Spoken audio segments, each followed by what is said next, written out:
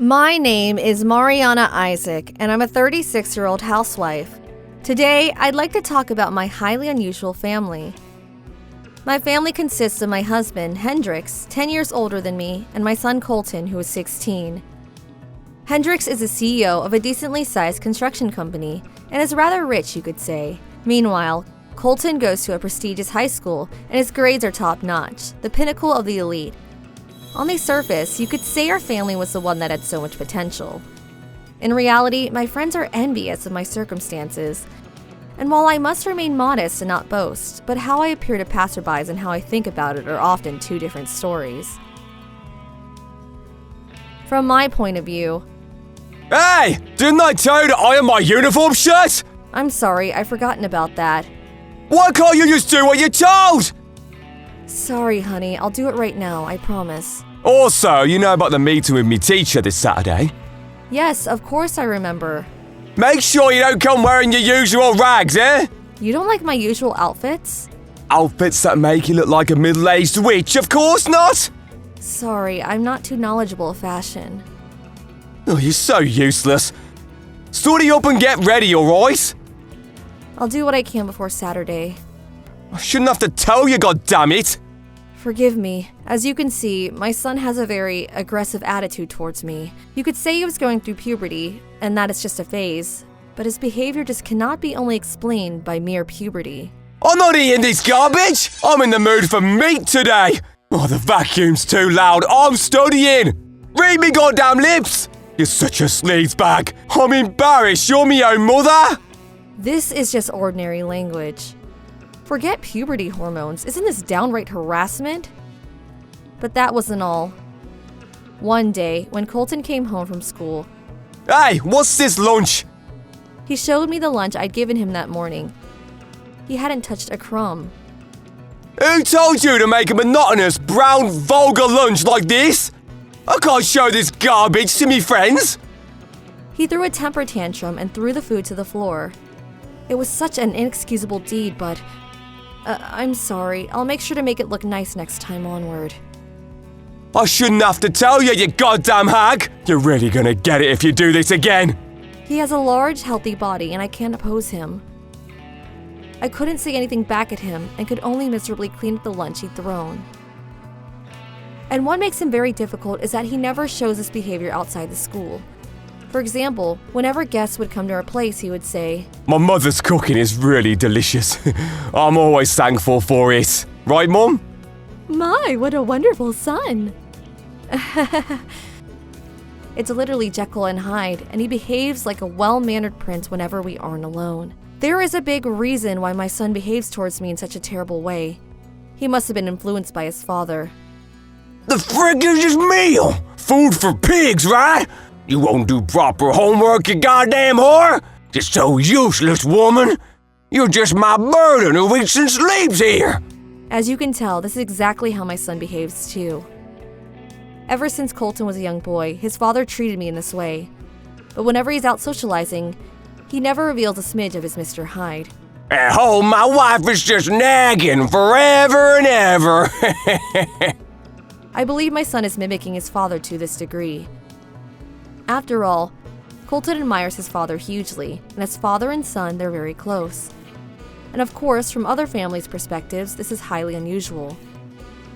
But for Colton, who was only raised in this household, perhaps believes this is the normal way to treat me. In my family, my husband's a king, my son's the prince, and I'm their laboring maid, indeed. And I've been living with such a family for 16 years. My mental state was at its limit, living with what seemed like two domineering husbands. Such was my life, and one of the only things that brought me joy was messaging my own mother. It's been a while, honey. How have you been? I'm fine, Mom. Everything's great. You're lying, aren't you? When you came home a while ago, you had the most awful color in your skin. Well, maybe some things are hard, but after 16 years, you get used to some things at least. Honestly, honey, I'm so sorry. For our sake, no less. I thought we promised you wouldn't say that. I'm fine, Mom. I'm telling you. Just trust me. Thanks, dear. Everything will be finished very soon, so a little more patience. I know, Mom. You be careful too, alright? And don't overexert yourself. Oh, nonsense. Of course I'm overexerting myself. You're sacrificing so much for us. We're failures as parents. That's not true. It's because of you and Dad that I'm able to press on. Let's just hold on a little longer together, yeah?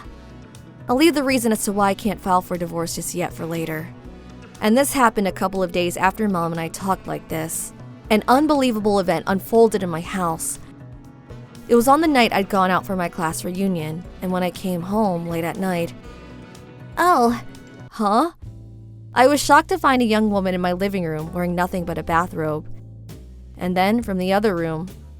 Nancy, darling, we got some good champagne here. After we do it lots of times, let's have a drink. My husband said in a coy voice as he stepped in his own bathrobe. In his hands were a bottle of expensive champagne and 2 glasses. A brief moment of silence spread across the 3 of us. Normally, hellfire would rain down upon the scene, but... Oh, you're home early. I thought you'd be home tomorrow. Hendrix muttered this without a smidge of remorse. And who is this lady? Can't you tell? Of course, anyone can see that she's his lover. But that wasn't what I meant. What are you being clueless for? You're bothering us. Get the hell out of here. She'll be gone by tomorrow afternoon, eh? He had the audacity of kicking me out of the house. I was perplexed, and the girl known as Nancy smirked as she said, I guess I'm sorry. But this is how it is. Don't worry, I'll treat him well. How dare she? Normally, this would be the perfect time to pull a perfect fit, but I just cannot do that. In this manner, I'd left my husband and his lover at my house, and having been kicked out, I spent my time until the afternoon the next day in a hotel. Even with a scandal upon us, the next day, it was as though everything had gone back to normal. This indifferent life of mine lasted another year. Yet again, Colton came home with the most despicable expression. Oi, hag! What's this trash heap of a lunch? You mocking me or what? Well, this scene seemed familiar. Well, to be fair though, he should have gotten angry. That was all that I prepared for him was white rice and a dried plum. Pretty much the Japanese flag, lunchbox style. I opened this bullshit up and I was a laughingstock of the class, and after I was thinking you were getting a better... What's the meaning of this? Is this what a mother does to her son? Eh?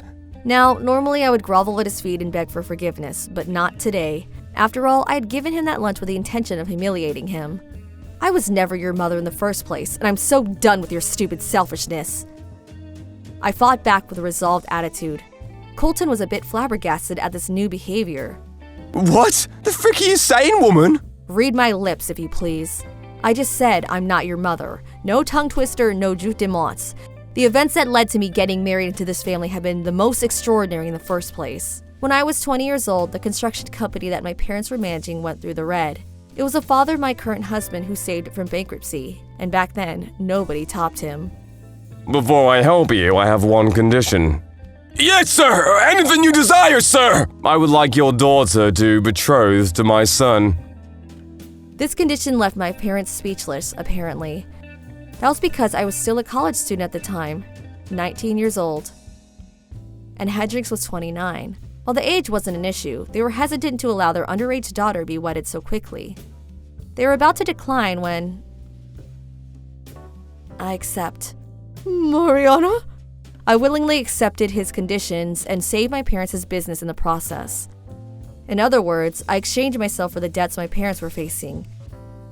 Even I'm surprised now that such an exchange had ever transpired. The kind old man who promised his support sadly died of illness, but their debt to Master Isaac wasn't something that could be paid off overnight. And thus, even if I was treated terribly, I couldn't retaliate against them. And by the way, Colton isn't my own son, but a child Hendrix had with his previous wife. She'd apparently fled away soon after she'd given birth. And right as Master Isaac was looking for a girl to raise him, he found me. Upon introducing me, whether it was a blessing or a curse, I wouldn't know. But Hendrix was head over heels at first sight. The marriage was quickly arranged, and for these past 16 years, my family's company somehow slowly brought itself back. And the money they borrowed from Master Isaac was finally paid off last month. All of their burdens had disappeared. Colton, who had no clue about all this, stood there in front of me, clueless as a codfish. And then, right at that moment, Hendrix showed up. What's going on here? What perfect timing. I decided to declare my wishes to divorce. I filled up everything on my part. Do what you want with yours. You need not have paid me compensation or some percentage of your fortune. I picked up my luggage and I was about to leave. And then Hendricks and Colton said this. I really don't get anything about this, but I'm not gonna lie, I feel good inside. I was always ashamed of a good-for-nothing mother like you. For real, have you no gratitude after all I've done for you? In the event your company is in the red again, I won't help you again. Upon hearing these words, I unconsciously smirked a big one. Perhaps they have no idea they're about to be plunged into the deepest depths of despair. What have you done, you? What's this about? Frick your feigning ignorance. The timing's too good to be a coincidence. This scandal right after you divorced me. How the hell did you find out?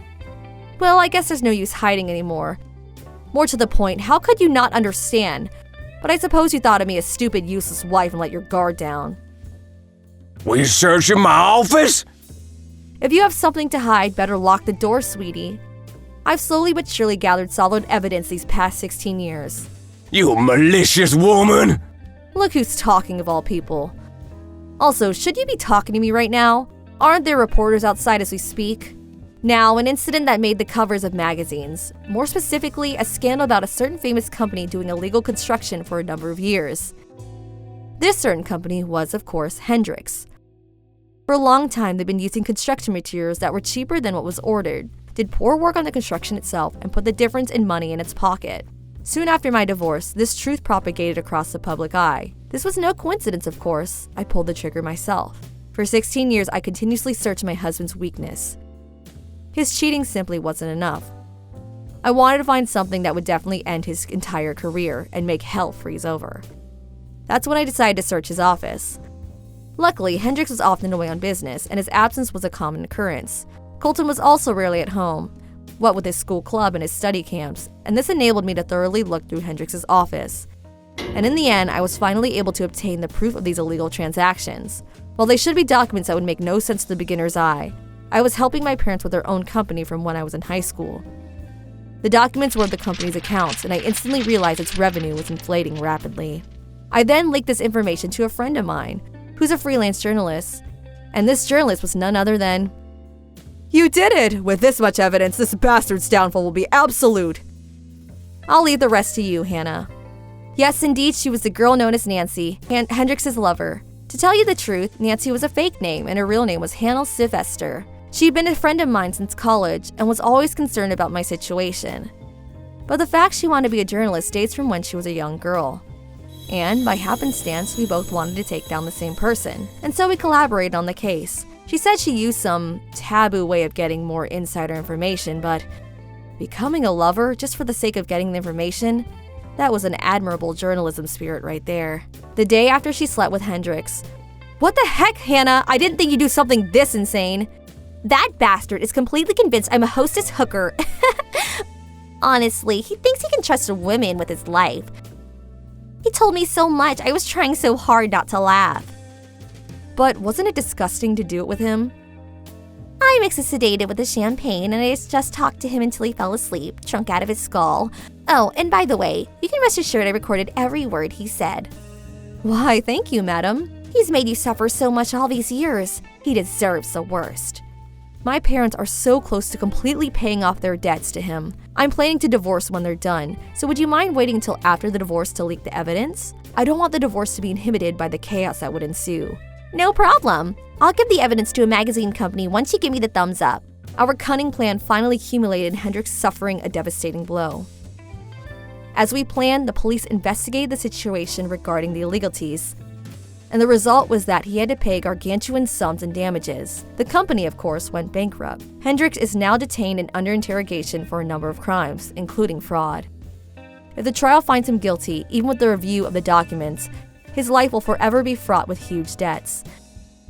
As for Colton, the money for his education dwindled away, and he left school. The large house was off limits to him as well, and it seemed some relatives on his father's side accepted to take care of him, but due to the shock of what happened to his father, he's become reclusive, it seems. According to those relatives, He doesn't do any of the housework. He always boasts that he's the only one of a powerful CEO, and you'd think he'd have a temper tantrum, but no. He instead runs into his room crying. The poor boy's becoming insane. I was considering taking Colton in if he loved me as his own mother while I was still married to Hendrix.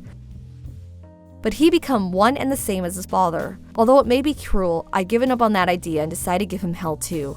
I was contacted by his relatives before. Would you be willing to take him in? You have been living with him for 16 years after all. Of course, I declined. Since then, I returned home, and as I helped out with the housework, I'm living a nice, leisurely life. A life without being treated as a slave is so joyful and wonderful. And I can finally live my days full of excitement, pursuing my own happiness as a person. Honey, you're still in your 30s. It's not too late to start over again. I want my daughter to marry someone she truly loves and live happily this time. Oh, I'm done with married life, Mom. In any case, I think I deserve time alone after those god-awful 16 years. I want to travel, earn skill certificates, and maybe try out some fashion. I have so much I want to do. Honestly, honey, I hope you'll forgive us for giving you nothing but hardships and suffering these last times. Oh, hush, that was something I chose to do. I don't have any regrets at all, Mom. Not to mention I repaid them well, in the end. To be honest, that deed of yours made us so relieved, too. Now we don't have to do business with that place again, and we're so glad. Indeed, the companies that Hendrix's was ripping off also include my own families. But because of the debts we owed, we couldn't break the contract. Honestly, though, Hendrix's family could be considered a cancer for anyone. Oh, that's right. I was thinking about giving this to you. Oh, what's this? A bank book? Truth be told, honey, we were paying you every single month. What? You were trying your hardest to live that hell for the sake of our company. I wanted some way to thank you when the whole nightmare blew over. You see, and this was a joint decision with your father. In the bank book was a balance of nearly $30,000. My 16 years of desperate work, accumulating into a single number, brought tears to my eyes. I'm sorry it isn't very much, honey. This is the best we could do, being a poor enterprise and all. Oh, Mom, thank you. With this money, I can focus on what I want to do.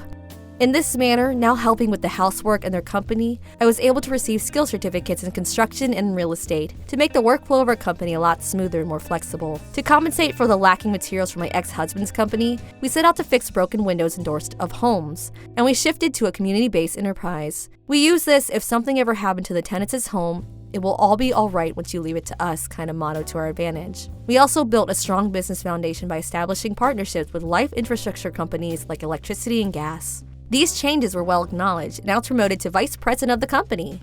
The employees see me as a candidate for future president, and I'm doing my best in my work. Mom and Dad said that they're so happy, but were worried I was losing my chance to be wed again.